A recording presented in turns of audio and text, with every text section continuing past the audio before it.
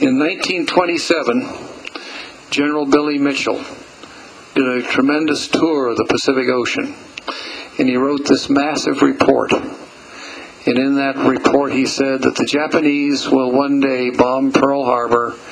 This is 1927 now. Will bomb Pearl Harbor at 7:30 a.m. on a Sunday morning. And they will do that by establishing an aerial beachhead on the dry lakes of Niihau. This was before aircraft carriers had been developed. So in 1933, a Major Brandt of the Army Air Corps went to Kauai to meet with the Robinson family. And he said, the Army would really appreciate it if you could figure out some way to see that those dry lakes could not be used as an aerial beachhead for an attack on Pearl Harbor.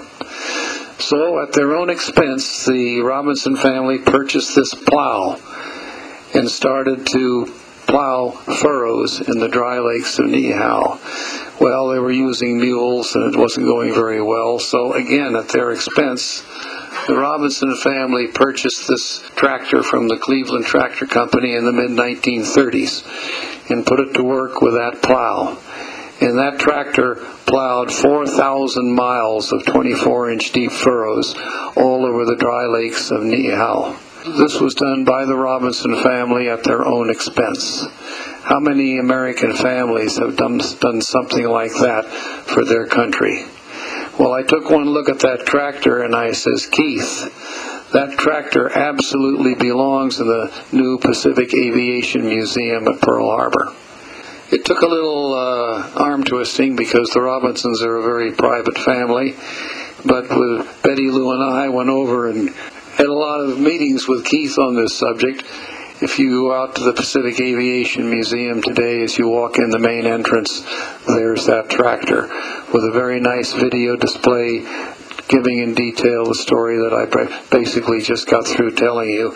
And the remains of the plow are there also. Flying over the dry lakes, you can still see the furrows that were plowed by that tractor. 4,000 miles of those furrows plowed 24-inch deep in a checkerboard pattern. On December 7th, they told the Japanese pilots that if you got hold in your gasoline tank, they did not have self-sealing gasoline tanks.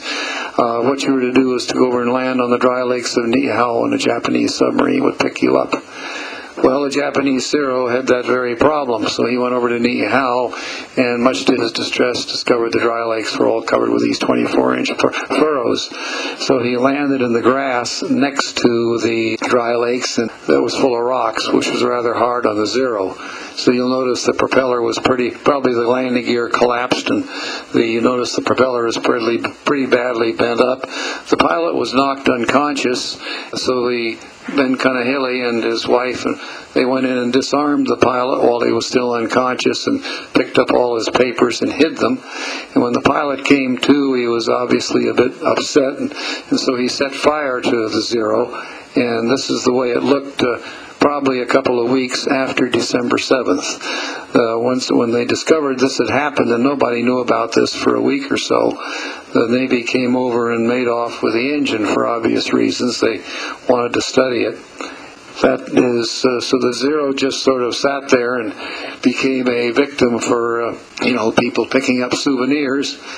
This is the way it looks today. This picture I took myself here. These are just scrap pieces.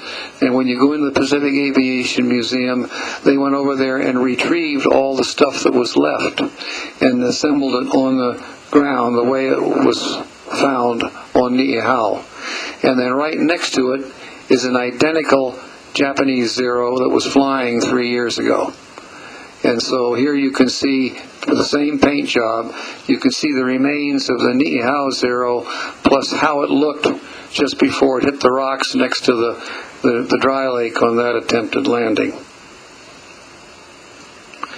Now what happened, of course, the pilot was upset that his papers had disappeared. And apparently there was a Japanese couple living on the island, and the husband spoke Japanese, and so he convinced the guy to retrieve his papers and his gun. And so then they had a confrontation, and he actually shot Ben Kanahele, just wounded him. And as Ben Kanahele describes it, he says, that got me mad. And so between Ben and his wife, they introduced the Japanese pilot to a large rock, crushed his skull, and that was the end of the Japanese pilot. All this was going on unbeknownst on Niihau, and people in Kauai and Pearl Harbor didn't really get involved on this for a week or so after December 7th. But anyway, that whole story is all laid out at the Pacific Aviation Museum, and the docents tell me it's one of their most popular exhibits. Well, we're back flying over Niihau. That, I think, is the manager's house down there near Nonopapa. The main town, of course, is Pu'uvai. We will go up and fly over that. We went down to Ki'eki'e to see the seals basking on the beach. This is the town of Pu'uvai. And we drove through it that day in the Jeep. Keith says, I tell the people of Niihau they are not to be subjects for photography, so everybody put their cameras on the floor. You know, when you're on Kauai, you do what Keith tells you to do. I mean, when you're on Niihau, you do what Keith tells you to do. So we drove through the town there without taking any pictures. But we could do, flying over it, that's how it generally looks.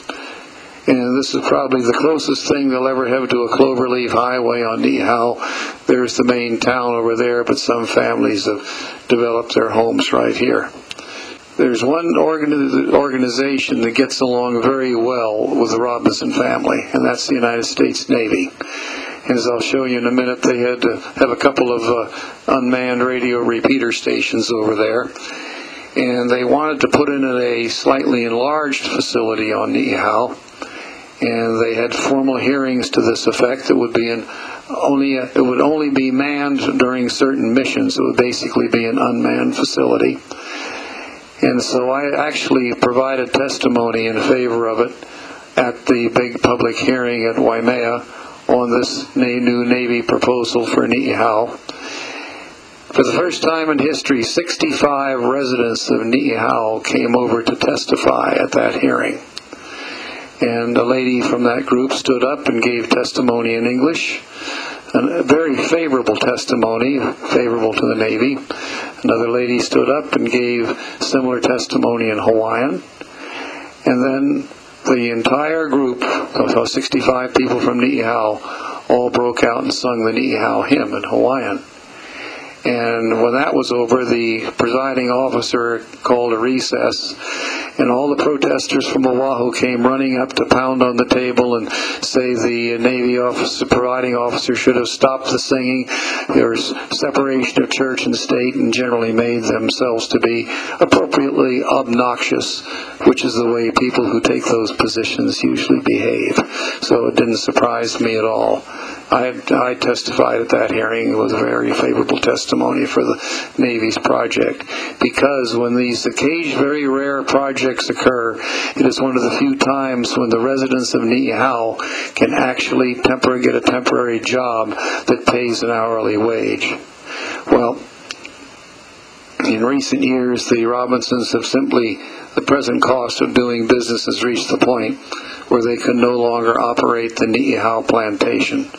So they notified all the people of Niihau that they could live in their ranch houses forever, no charge. They could run their privately owned cattle on the Niihau ranch land, no charge. But sorry guys, we're closing the ranch, no more paychecks. As a result, the population today, the last time I asked, I think it was down to about half of what it was 20 or 30 years ago. Because I guess the young people, really there's nothing to do over there, and they figured they'd better move off the island. And there's a big community of former Niihau residents that live in Kekaha. And so that's largely sort of their new port in the storm, you might say. But life still goes on Niihau. And this is how it looks from the satellite. You will notice it exists because of volcanic activity right there. And it looks also very much like Kekaha, that when the seas were considerably higher than they were today, the great limestone coastal plains of places like Waikiki, and particularly Kekaha and parts of Kailua, All the low-lying parts of Niihau were left when the seas were higher, those limestone flat areas. But there is the original volcanic core that caused the island to even exist right there. Nice satellite photograph. Flying right along the coastline there, looking up into the mountains.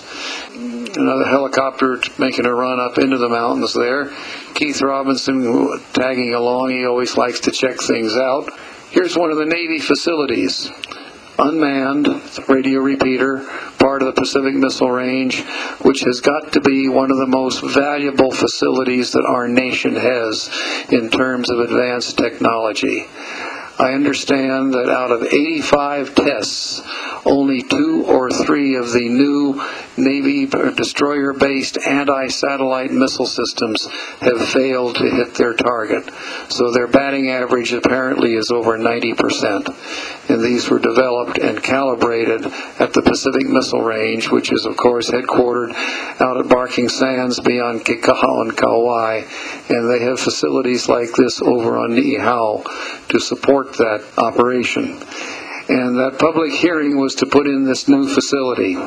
Well, it got approved all the way up the line until it went to Governor Waihei's office, and he said he would not approve it unless the Robinsons agreed to do a complete and EIS for the entire island of Niihau. And the Robinson says, we don't do business that way. And so the whole process was killed.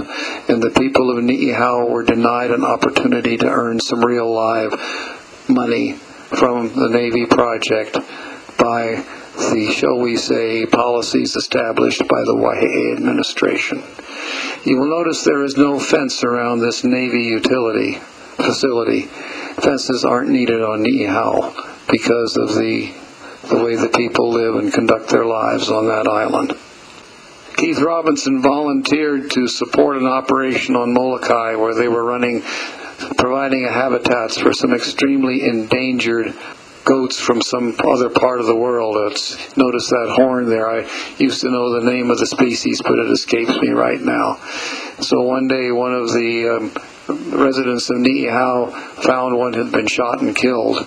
Well, what had happened is trespassers had come over in a motorboat from Kauai to go hunting on Niihau and had shot and killed one of these endangered rams or mountain goats or whatever it was. And so anyway, this is one thing they have to put up with over on Niihau.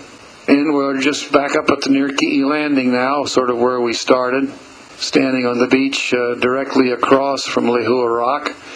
They said we were leaning into the wind down there at the helicopter. This was a windy day, I'll clue you. I was keeping my camera case covered because of the blowing salt haze, and to take this picture I decided what I wanted, popped the camera case open for 5 seconds, took the picture and closed it again to keep salt off the camera. But anyway, that's Lehua Rock looking across the little channel there from the north end of Niihau. And flying over Lehua Rock on the way back to Kauai. As you can see, it's an old volcanic cinder cone. There are really 3 major centers of volcanic activity on the area, on the island area. Lehua Rock, the main mountain peak there, the 1,281-foot peak, and of course the remnant of that spatter cone down at the southern tip there at Kauaihoa. And this is back to our original photograph, and that completes our visit to the island of Niihau for this particular lecture. And so obviously I was very, very tickled to have this opportunity. Thank you.